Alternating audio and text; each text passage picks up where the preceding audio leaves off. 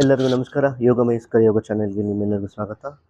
ಇವಾಗ ನಾವು ಮಲಗಿ ಮಾಡುವ ಆಸನಗಳ ಬಗ್ಗೆ ತಿಳ್ಕೊತಾ ಇದ್ದೀವಿ. ಇವತ್ತು ನಾವು ಪರಿಪೂರ್ಣ ಅನಂತಾಸನ ಹೇಗೆ ಮಾಡೋದಂತ ನೋಡ್ಕೊಳ್ಳೋಣ. ಮೊದಲಿಗೆ ಸುಖಾಸನದಲ್ಲಿ ಕೂತ್ಕೊಂಡಿರ್ತೀವಿ. ಅಲ್ಲಿಂದ ಬಲ ಪಾರ್ಶ್ವ ಅಥವಾ ಎಡ ಪಾರ್ಶ್ವಕ್ಕೆ ಮಲ್ಕೊಳ್ತೀವಿ. ಮೊಣಕೈ ನೆಲಕ್ಕೆ ಕೊಡ್ತೀವಿ ಮತ್ತು ಹಸ್ತವನ್ನು ತೋಳನ್ನು ನೆಲಕ್ಕೆ ಕೊಟ್ಟು ಮ್ಯಾಟ್ ಮೇಲೆ ಕೊಟ್ಟು ಹಸ್ತವನ್ನು ತಲೆಗೆ ಕೊಡ್ತೀವಿ. ಎಡ ಹಸ್ತ ಹೊಟ್ಟೆ ಮುಂಭಾಗ ಅಥವಾ ಇದೇ ಮುಂಭಾಗ ಇಟ್ಕೊಳ್ತೀವಿ. ನಿಧಾನವಾಗಿ ಶ್ವಾಸ ತಗೊಂಡು ಶ್ವಾಸ ಬಿಡ್ತಾ ಎಡ ಮಂಡಿ ಮಚ್ಚಿ ಎಡಪಾದವನ್ನು ಬಲ ತೊಡೆಯ ಮುಂದೆ ಇಡ್ತೀವಿ. ಬಲಪಾದದ ಬೆರಳನ್ನು ನಿಮ್ಮ ಕಡೆ ತಗೊಳ್ತೀವಿ ಅಂದರೆ ಬಲಪಾದವನ್ನು ಟೈಟ್ ಮಾಡ್ಕೊಳ್ತೀವಿ. ಶ್ವಾಸ ತಗೊಳ್ತಾ ಎರಡು ಹಸ್ತದ ಅಂದರೆ ಎಡ ಹಸ್ತದ ಹೆಬ್ಬೆರಳು ಮತ್ತು ತೋರುಬೆರಳು ಮಧ್ಯದ ಬೆರಳಿಂದ ಎಡಪಾದದ ಹೆಬ್ಬೆರಳು ಇಟ್ಕೊಳ್ತೀವಿ. ಶ್ವಾಸ ತಗೊಳ್ತೀವಿ. ನಿಧಾನವಾಗಿ ಎಡಗಾಲದ ಮೇಲೆ ಇಡ್ತೀವಿ. ಚಾಚಿ ಸಹಜವಾದ ಉಸಿರಾಟ, ಅನಂತಾಸನ. ವಾಪಸ್ ಶ್ವಾಸ ಬಿಡ್ತಾ ಕಾಲು ಕೆಳಗೆ ಇಳಿಸ್ತೀವಿ. ಅದೇ ರೀತಿ ಮತ್ತೊಂದು ಕಡೆ ಪ್ರಯತ್ನ ಮಾಡ್ತೀವಿ.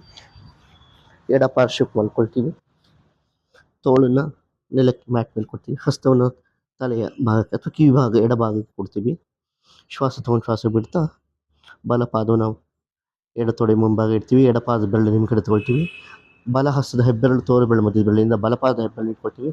ಶ್ವಾಸ ತಗೊಳ್ತಾ ನಿಧಾನ ಕಾಲನ್ನ ಮೇಲೆ ಎತ್ತೀವಿ, ಮೇಲೆ ಚಾಚ್ತೀವಿ. ಎಡಪಾದ ಬೆರಳು ನಿಮ್ಮ ಕಡೆ ಇರುತ್ತೆ. ಸಹಜವಾದ ಉಸಿರಾಟ, ಅನಂತ.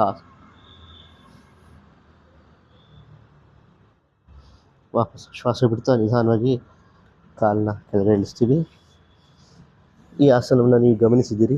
ಇದರಿಂದ ನೋಡಿ, ಸೊಂಟದ ಭಾಗ ಸಡಿಲವಾಗುತ್ತೆ.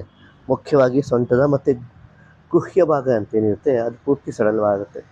ಗುಹ್ಯಕ್ಕೆ ಸಂಬಂಧಪಟ್ಟ ಏನೇ ಸಮಸ್ಯೆ ಇದ್ದರೂ ಕೂಡ ಅದನ್ನು ನಿಧಾನವಾಗಿ ಅದು ಸರಿ ಹೋಗುತ್ತೆ. ಯಾಕಂದರೆ ಸಹಜವಾಗಿ ಗುಹ್ಯ ಭಾಗದಲ್ಲಿ ಗಾಳಿಯ ಸರಾಗ ಇರಲ್ಲ ಅಥವಾ ಗಾಳಿಯ ಸಂಚಾರ ಇರೋದಿಲ್ಲ.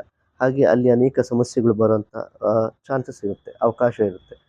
ಹಾಗಾಗಿ ಈ ಆಸನ ಮಾಡೋದ್ರಿಂದ ಸೊಂಟದ ಭಾಗ ಸಡಿಲಾಗುತ್ತೆ. ಜೊತೆಗೆ ಗುಹ್ಯ ರೋಗಗಳು, ಅನೇಕ ರೀತಿಯ ಗುಹ್ಯಗಳು ಬರೋದು ಕೂಡ ತಪ್ಪುತ್ತೆ. ಇದನ್ನು ನೀವು ಸರಿಯಾದ ಯೋಗ ಮಾರ್ಗದರ್ಶಕರ ಸಹಾಯದಿಂದ ನೀವು ಮಾಡ್ಬೋದು.